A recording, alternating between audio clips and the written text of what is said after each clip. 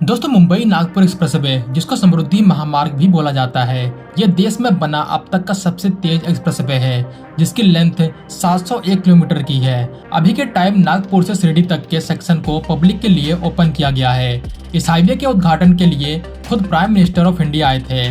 इस हाईवे को महाराष्ट्र के लिए इकोनॉमिक ग्रोथ कॉरिडोर की तरह माना जा रहा है, लेकिन जब से इस हाईवे को पब्लिक के लिए ओपन किया गया है, तब से लेकर अब तक 358 एक्सीडेंट को रिपोर्ट किया जा चुका है और इन 358 एक्सीडेंट में से 88 लोगों की जान भी गई है। अभी हाल ही में 2 जुलाई को एक बड़ा एक्सीडेंट रिपोर्ट किया गया। एक बस जिसमें 32 लोग सवार थे, वो जाकर डिवाइडर से टकरा जाती है और इस टक्कर की वजह से बस में आग लग जाती है।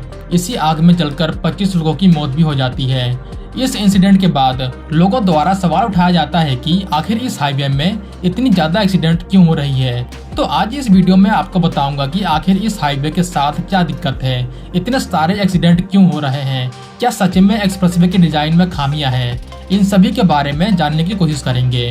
दोस्तों, देश के सबसे अमीर राज्य महाराष्ट्र में देश का सबसे तेज एक्सप्रेसवे बन के रेडी है। हालांकि अभी इसको पूरी तरह से कंप्लीट नहीं किया गया है।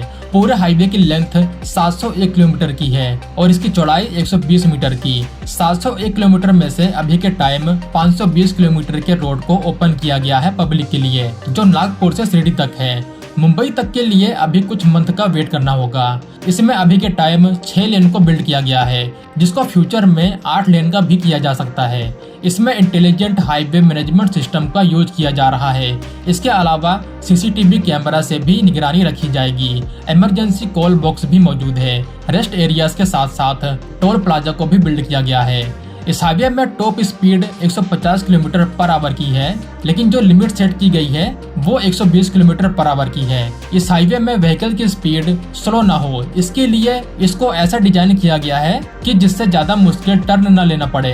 ऐसी आधुनिक सुविधा के साथ इस हाईवे को पब्लिक के लिए खोला गया है। सब कुछ सही था ऊपर से, फिर अचानक एक के बाद एक एक्सीडेंट की खबरें आने लगी। ज्यादातर मामलों में व्हीकल्स के टायर फटने से एक्सीडेंट हुए। तो क्या सच में इस हाईवे में ही कुछ कमी है? ये हाईवे कंक्रीट मटेरियल से बना गया है। आज के टाइम मेनली 2 टाइप के मटेरियल से हाईवेज और एक्सप्रेसवेज का निर्माण किया जाता है, कंक्रीट मटेरियल और एस्फाल्ट। एस्फाल्ट की खास बात यह है कि ये लेस एक्सपेंसिव होता है, इसको रिपेयर करना आसान होता है और सबसे बड़ी बात है, इससे ग्रिपिंग ज्यादा मिलती है कंक्रीट हाईवे के बजाय। इन सभी खूबियों के बाद भी इसमें कुछ कमियां हैं, जैसे इसका लाइफ स्पैन बहुत कम होता है, पोर्ट होल जल्दी बन जाते हैं और बार बार इसको रिपेयर करना पड़ता है। वहीं दूसरी तरफ कंक्रीट मटेरियल जिससे नागपुर मुंबई एक्सप्रेसवे को बनाया गया है, इसकी खास बात यह है कि इसकी ड्यूरेबिलिटी ज्यादा होती है। लाइफ स्पैन कहीं ज्यादा होता है एस्फाल्ट के मुकाबले। व्हीकल्स की स्पीड भी ज्यादा होती है और मेंटेनेंस के लिए ज्यादा खर्चा नहीं करना पड़ता। वहीं इसकी भी कुछ कमियां हैं, जैसे इसको बिल्ड करने के लिए ज्यादा पैसे खर्च करने पड़ते हैं, रिपेयर करना भी आसान नहीं होता। देश में आज के टाइम जितने भी बड़े बड़े एक्सप्रेसवे बनाए जा रहे हैं, मोस्टली उनको कंक्रीट मटेरियल का यूज करके बनाया जा रहा है। इवन यमुना एक्सप्रेसवे जो बहुत ही फेमस है, इसको भी बिल्ड किया गया है कंक्रीट मटेरियल से। इंटरेस्टिंग बात यह है कि इस हाईवे से भी एक्सीडेंट की बहुत सी खबरें आती हैं। वैसे कहाँ पे कंक्रीट का यूज किया जाना है और कहाँ पे एस्फाल्ट का, ये डिपेंड करता है क्लाइमेट पे और ट्रैफिक वॉल्यूम पे। जहाँ पे क्लाइमेट थोड़ा कोल्ड होता है और ट्रैफिक वॉल्यूम थोड़ा ज्यादा होता है, वहाँ कंक्रीट मटेरियल का यूज करना सही रहता है। इसीलिए समृद्धि महामार्ग को बिल्ड करने के लिए कंक्रीट मटेरियल का यूज किया गया है। अब यहाँ एक और एग्जांपल है, जैसे दिल्ली मुंबई एक्सप्रेसवे, इसको कहीं पे कंक्रीट का यूज करके बिल्ड किया जा रहा है तो कहीं पे एस्फाल्ट मटेरियल का। समृद्धि महामार्ग में जो एक्सीडेंट हुए हैं उसके लिए हाईवे के डिजाइन को ब्लेम किया जा रहा है कुछ लोगों द्वारा, बट सच्चाई ऐसी नहीं है। Visvesvaraya national institute of technology VNIT ने इसके पीछे का कारण जानने की कोशिश की। इनके रिसर्च में यह पाया गया कि जो भी एक्सीडेंट हुए हैं उनमें हाईवे की कोई गलती नहीं है, ये ह्यूमन एरर की वजह से एक्सीडेंट हुए हैं। स्टडी में पाया गया कि टायर का फटना, लेन को चेंज करना, बार बार गलत तरीके से ड्राइविंग करना, स्पीड लिमिट को क्रॉस करना और एनिमल क्रॉसिंग जैसी कुछ बड़ी वजह निकल के आई हैं इन सभी एक्सीडेंट्स में। VNIT की स्टडी में बहुत सी चीजों पे ध्यान दिया गया था, जैसे इंटरचेंजेस को देखना, साइन की विजिबिलिटी को स्टडी करना, स्पीड की वजह से एक्सीडेंट के रिस्क फैक्टर को जांचना। इन सभी चीजों को ध्यान में रखकर इसके ऊपर रिपोर्ट तैयार की गई।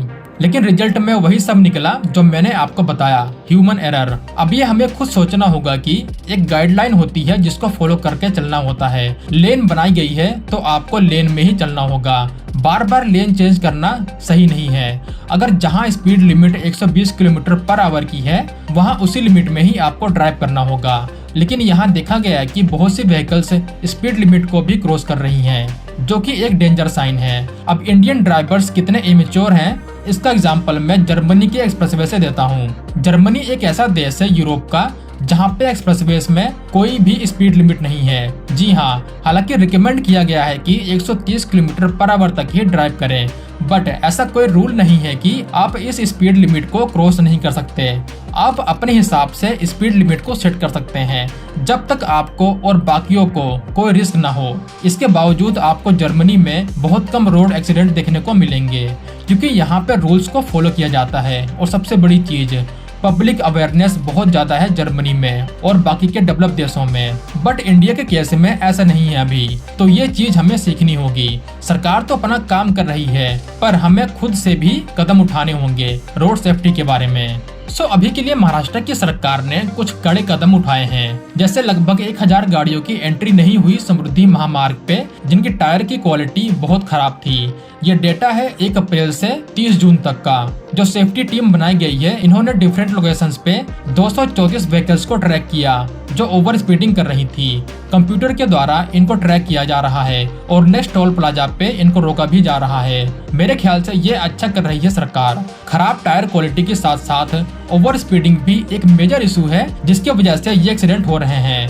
इसके अलावा अभी तक 2204 के खिलाफ एक्शन लिया गया है लेन कटिंग की वजह से और 1043 लोगों पे एक्शन लिया गया है क्योंकि उनके गाड़ियों में रिफ्लेक्टिव टेप नहीं था जिसकी वजह से व्हीकल्स विजिबल हो जाती हैं दूसरे लोगों के लिए रातों में। ये कुछ मेजर स्टेप उठाए गए हैं जो बहुत जरूरी थे। और ऐसी घटनाएं सिर्फ समृद्धि महामार्ग के साथ नहीं है, ये हमने यमुना एक्सप्रेसवे के साथ भी देखा था। ये भी भारत का उस टाइम सबसे तेज एक्सप्रेसवे था जब इसका उद्घाटन हुआ। जो वजह समृद्धि महामार्ग में निकल के आई वही कारण था यमुना एक्सप्रेसवे में। रूल्स को फॉलो न करने की वजह से अभी तक बहुत सी दुर्घटनाएं हुई। समृद्धि महामार्ग के बाद देश का सबसे बड़ा एक्सप्रेसवे ओपन होगा जो दिल्ली मुंबई के बीच में बनाया जा रहा है। स्टार्टिंग में यहाँ पे भी सेम सिचुएशन क्रिएट हो सकती है।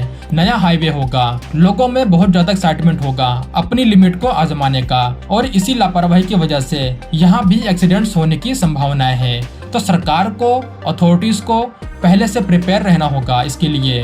अब इसका ट्रेलर हम दिल्ली मुंबई एक्सप्रेसवे के पहले सेक्शन में ही देख चुके हैं। उद्घाटन के कुछ दिनों बाद ही फरवरी 2023 को एक मारुति डिजायर एक ऐसे व्हीकल से टकराती है जो इल्लीगल तरीके से एंटर हुई थी हाईवे पे और ये व्हीकल था एक ट्रैक्टर। इस एक्सीडेंट की वजह से 2 लोगों को क्रिटिकल इंजरी हुई थी।